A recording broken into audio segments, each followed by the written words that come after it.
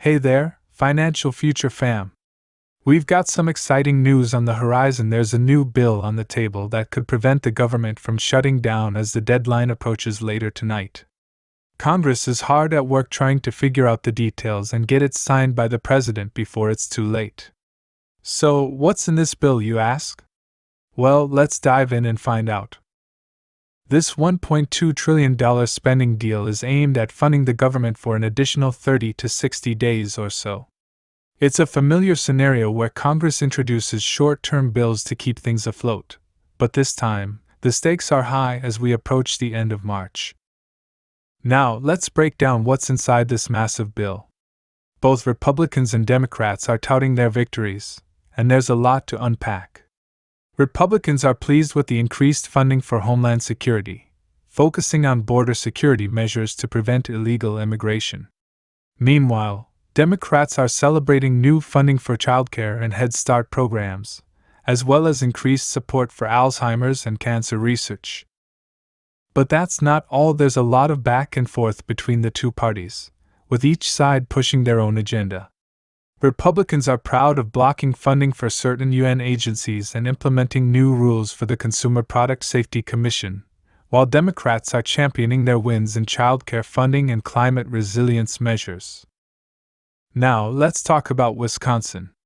There's a new bill on the table that's making waves. It's offering one of the largest child tax credits we've ever seen, up to $4,000 for families with 2 or more children. Governor Tony Evers is doubling down on efforts to alleviate the financial burden on families grappling with childcare costs, and this new tax credit reflects that commitment. This move by Wisconsin reflects a broader strategy to address childcare costs and keep more parents in the state's workforce. With potential annual savings of up to $4,000 for eligible families, this tax credit could make a significant difference in the lives of many Wisconsinites. Now let's talk another topic. First off, let's talk about the Federal Reserve's plans to start cutting interest rates this summer. Yup, you heard that right. The Fed is gearing up to make some major moves, and I'm here to break it all down for you.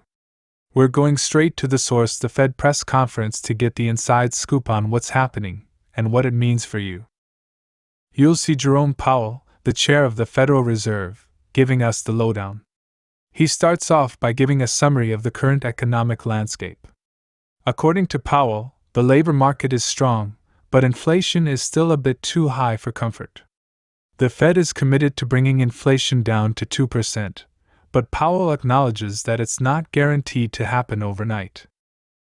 Now, here's where it gets interesting. Despite the strong labor market, Powell admits that higher interest rates are actually weakening the economy. But at the same time, they're helping to bring down inflation. It's a delicate balance, and the Fed is walking a fine line to get it right. Powell reveals the Fed's plan to cut interest rates 3 times this year, starting this summer. They want to gradually bring down the federal funds interest rate from its current level of 5.5% to 4.75%. Each cut will be 0.25% lower, with the goal of stimulating economic growth while keeping inflation in check. But why the wait? Why not start cutting interest rates right away?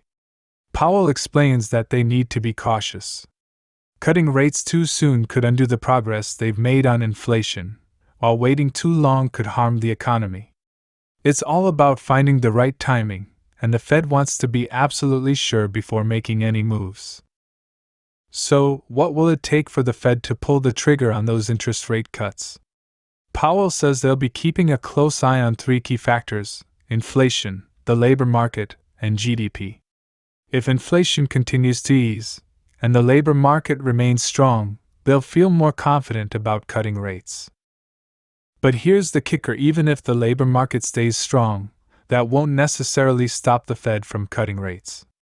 Powell makes it clear that they're willing to act if there's any unexpected weakness in the labor market. It's all about keeping the economy on track and ensuring a sustainable level of growth. Now, let's talk timing. When can we expect these interest rate cuts to start rolling in? As for the rest of the year, the odds are heavily favoring a rate cut in June or July. That seems to be the most likely scenario, given the current economic conditions. But hey, anything can happen, so stay tuned for updates. In the meantime, the Fed is also discussing slowing down quantitative tightening, essentially reducing the amount of money they're taking out of the economy. This move is aimed at preventing volatility in the markets and ensuring a smooth transition. So, what does all this mean for you? Well, get ready for an easier monetary policy in the coming years. The Fed is committed to supporting economic growth and keeping inflation in check, and they're willing to do whatever it takes to achieve that goal. But hey, don't just take my word for it. Stay informed, stay engaged, and stay tuned for more updates on financial future. And if you haven't already, be sure to subscribe to the channel for all the latest news and analysis. Until next time, take care and happy investing.